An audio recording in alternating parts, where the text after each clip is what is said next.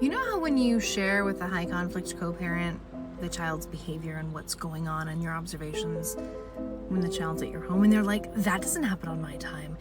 That sounds like it's a you problem. The child doesn't have these issues. I think it's your parenting. Does this sound familiar? I see it all of the time. And in actuality, what's happening is that the high conflict co-parent is refusing to acknowledge that the child might have any behavioral issues or anything going on. We also have to remember that high conflict people view children as an extension of themselves.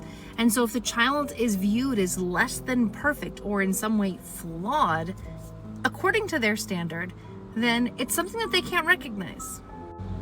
Therapy is extremely important for your children. Having neutral third parties involved that are talking about behaviors, listening to parents, even if you have the high conflict co-parent saying, the child never does this is my house, I've never observed this hasn't been happening.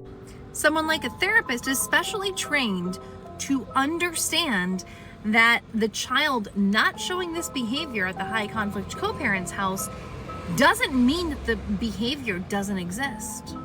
In fact, make sure that you find a therapist that's advocating for your kids. Because when a behavior is seen at one parent's house but not at the other, it has nothing to do with parenting.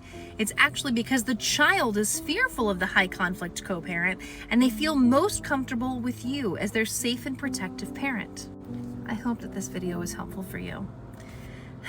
I will see you in the next one.